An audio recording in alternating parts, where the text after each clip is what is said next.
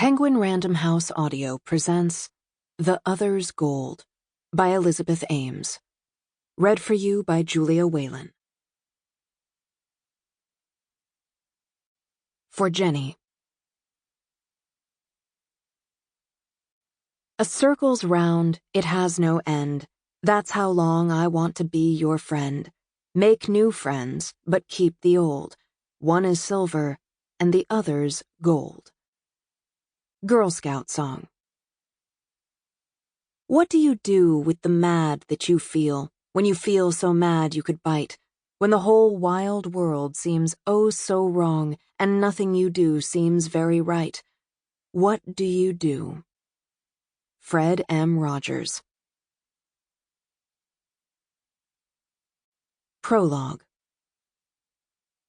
Each of the four noticed the window seat first when she walked into their common room. Alice balanced her knee on the ledge, did a calf stretch. Ji-san ran her fingers along the edges of a tasseled throw pillow, thought briefly of the pasties she'd seen in the back pages of the free weekly newspaper. Margaret sat straight away, crossed her legs at the ankles as if posed for a portrait, and gazed out the window while her older sister unpacked her boxes. Lainey stacked the cushions off to one side and did a secret spin on the bare bench, perched high above the courtyard. Framed in the window, backed by leaves blinking in the breeze, she celebrated the small spell of freedom after her parents left, but before her suitemates returned to the room. How they became friends was no great mystery, but how they remained so, braiding their lives together beyond their shared college quarters, transcended the usual alchemy of optimism and obligation that kept friendships intact, kept people from fading into other categories. Old friend, college friend, just someone I once knew. None of the four would ever be just anything to the others, and the window seat was practice then, for benches upon which they'd later huddle. In the antechamber of the dean's office, in hospital waiting rooms, in the parking lot, outside the psych ward, gathering the courage to face their friend. First, they were all second daughters, a fact they'd found so moving and improbable when they discovered it that first day in their suite together that they were certain the housing office had used this piece of information to place them, some kind of complicated, mystical algorithm that also accounted for their rainbow of hair colors. Lainey's dyed cherry, Alice's blonde, Ji-san's black, and Margaret's brown. That they could all be bright enough to have gained admission to Quincy-Hawthorn College and not think first of their last names, an R, an S, two T's, did not make them laugh until later, and then only to offset the disappointment that they had been brought together in a manner so base and clerical. There was also the window seat. The luck and unlikelihood of having one in a freshman common room, with its picture windows overlooking the courtyard, burgundy cushions, threadbare but still sumptuous, with a kind of worn wealth that fit, better than the rest of the room, with its modular beds and box dressers, their imaginings of what college would be like.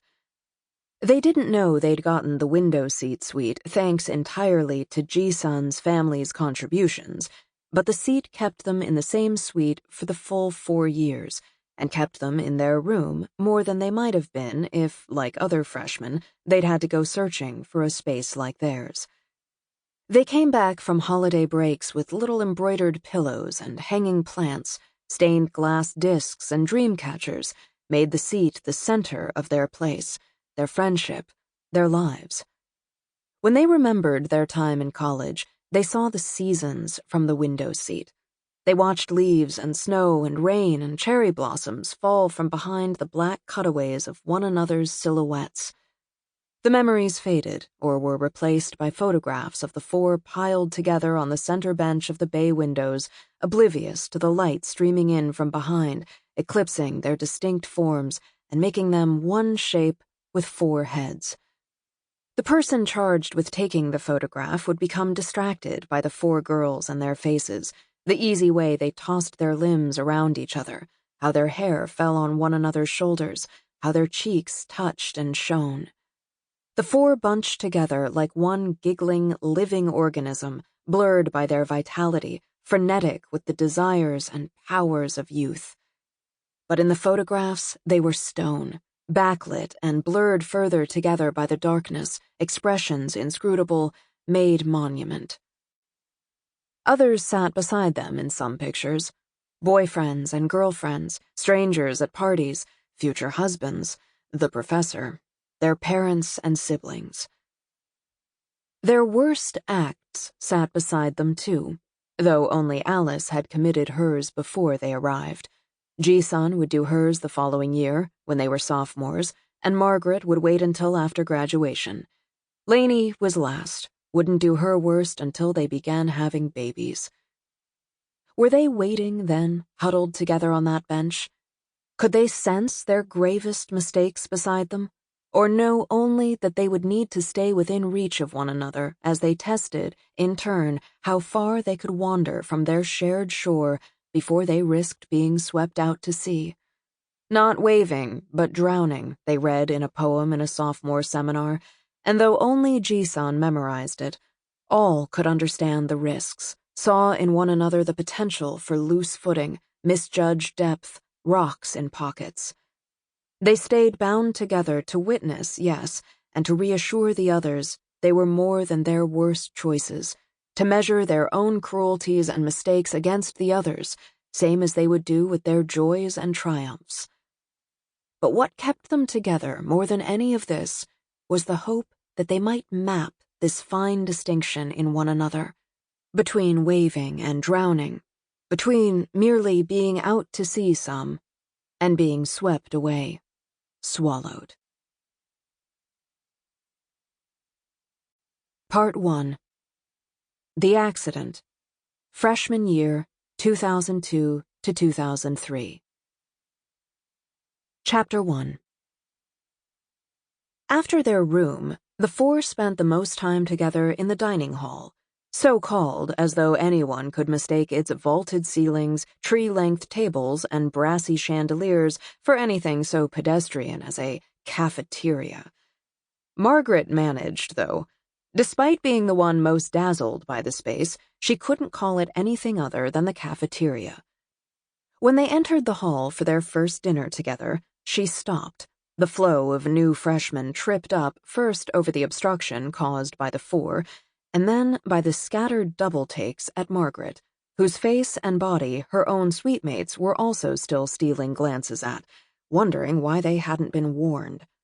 Margaret had cheekbones that sliced each one of them open in turn. Ji-sun by their architecture, Alice by how smooth and bright they were, scar-free, and Lainey by the desire to touch them, compare their structure to her own, which she'd always considered the best thing about her face. Wow, we get to eat in here. Margaret looked around, oblivious to or unmoved by the people who turned to look at her. Her long, gauzy white skirt and her heart-shaped face made her look like some kind of moon-child princess bride, like she trailed glitter, didn't belong on this planet, let alone in a dining hall, even one with chandeliers. "Didn't you see it when you visited?" Alice asked, ushering Margaret by the arm toward the tray stand. "Oh, I didn't visit," Margaret said, choosing a fork as though it might play a song. "I just got in off the wait list." "Oh," Lainey said, and nodded, tried to think of how best to react. She couldn't imagine admitting this. She'd been waitlisted at Trinity College, and even after being offered acceptance, the sting had manifested as lingering resentment toward all things even nominally Irish. "Wow," Margaret said again when they'd finished piling their trays and stood, looking for a place to sit. "Just wow." She held her tray with one arm and used the other to gesture around the room, as though her suitemates couldn't see it. Her attitude was infectious. Ji-sun, the least impressed by institutional spaces, especially American ones that prided themselves on their heritage, did feel now like the room was polished gold, sun dust from the fading day washing the students in honeyed light, glinty little sparks bouncing off the lowest glass facets in the light fixtures. "Yeah, hey, wow," Ji-sun said, teasing but warm. They settled at a round six-top that they could tell in their bones. Sample complete.